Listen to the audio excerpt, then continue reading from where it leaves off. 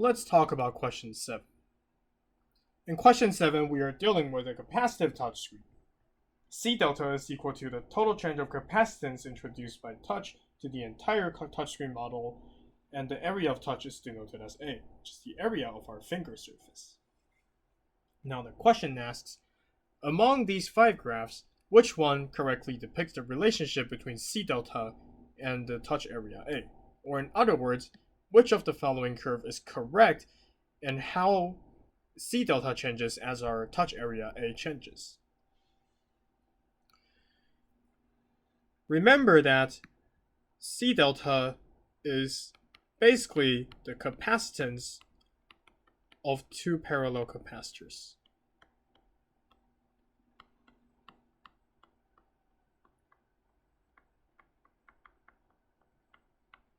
And that C delta is directly proportional to the area of touch because that also influences the area of the plates of the capacitors, even though that plate is actually our finger surface.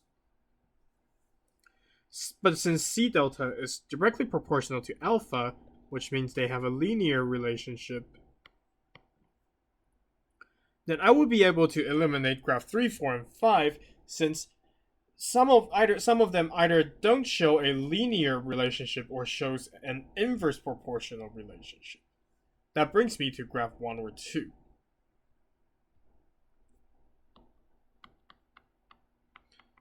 The difference between graph 1 and 2 is that graph 1 starts at 0, 0, while graph 2 starts at somewhere higher. And so now I need to decide when the area of touch is 0, what is my C delta?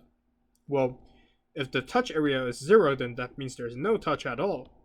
And if there's no touch, then there couldn't be any change in the capacitance introduced to the system, so C delta has to be equal to 0. Which means that graph 1 is the right answer, because not only here is C delta directly proportional to A, this graph also starts at 0, 0.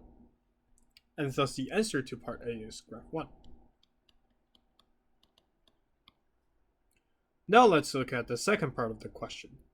Say we are given that C delta of a weak touch is equal to 5 nanofarad, and that the area of a strong touch is 1.4 times of the area of the weak touch. Then how do we get this change of capacitance under a strong touch?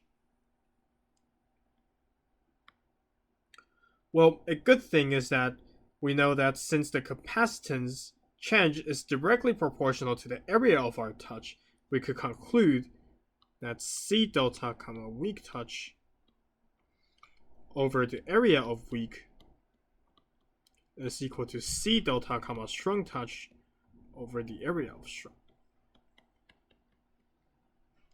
In other words, what part B is asking is that, given that I have a point on this graph 1 line, how do I get another point of the line given that my A coordinate is 1.4 times of the original?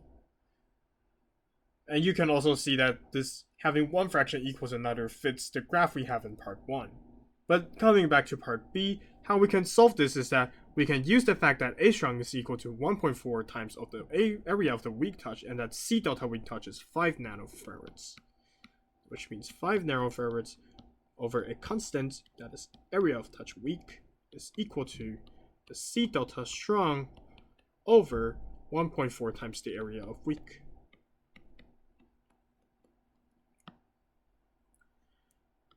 And thus, with some kind of algebra, which might take 1 to 2 steps, we'll get that the strong touch capacitance change is equal to 7 nanofarads. Now we only have to deal with part C of the problem. Let C pixel be the capacitance of the touch pixel, which is our model now. C pixel is equal to C naught plus C delta, and we know that the capacitance of this pixel, depending on the touch area, must then influence the node voltage of our input voltage to the comparator or op-amp after charge sharing. And we want to use the comparator to know whether there is a touch or not in our model. We know that V plus of no touch is less than V reference of 1, which is less than V plus of weak touch, and so it goes on. Now, try to find the right voltages for the following nodes, UA, UB, UC, and UD, such that the given circuit, taking V plus as input, will light up LED L1 and L2 if there is a strong touch, while only lighting up L1 if there is a weak touch. We're supposed to know what UA, UB, UC, UD is from what the potential options are. And one potential option might be selected for two of the solutions in our nodes. But first of all, since we already know that this circuit should take V plus as the input, we should put it at UA and UC. How do I know that? Let's review some smaller facts about the comparators. We know from this symbol that these two op-amps are supposed to be comparators, and comparators compare V plus and V minus to decide what they output. They will output something that is larger than 0, which we usually call VDD, if V plus is larger than V minus, which is the voltage connected to this negative terminal. And we will output VDD, not VDD, but 0 if V plus is smaller or equal to V minus.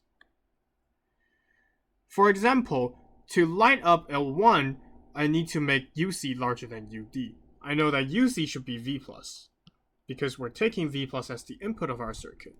So should UA. And V plus also happens to be the voltage that records the capacitance of the touch model, which actually makes sense why it's the input, because we want to judge whether the LED would light up based on the input that receives some kind of information about how the capacitance has changed, according to how much or whether we do touch it or not. Now that we know UA and UC are supposed to be V+, I'm going to try to solve UD first.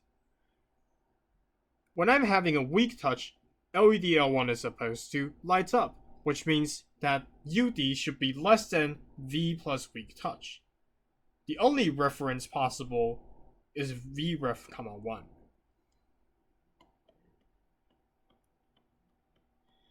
Let's have another check. When I'm not having any touch, which means my V plus is equal to V plus, no touch, it should be less than UD so that my LED doesn't light up randomly. And actually that happens because V plus no touch is less than Vref 1. We know that UD is equal to Vref 1 now. Now let's try to solve UB. When I'm having a strong touch, I wish L2 is lighting up.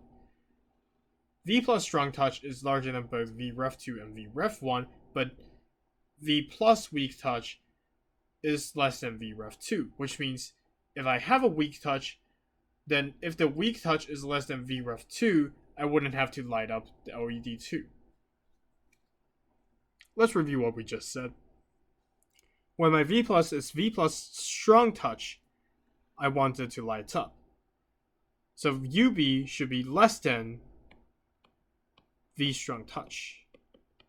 But when I have a weak touch, I don't want LED L2 to light up, so UB should be larger than V plus weak. The only reference voltage that makes sense here will be Vref 2.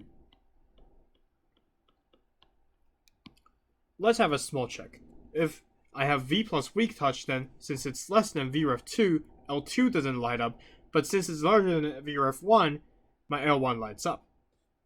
If I have a strong touch, it's both larger than Vref 1 and Vref 2, so L1 and L2 both lights up. When there's no touch, L1 and L2 both don't light up because V no touch is less than both of the references. Using the potential options list, we then get that the answer to this question should be in the sequence of 1, 5, 1, 3. And then we have solved this question.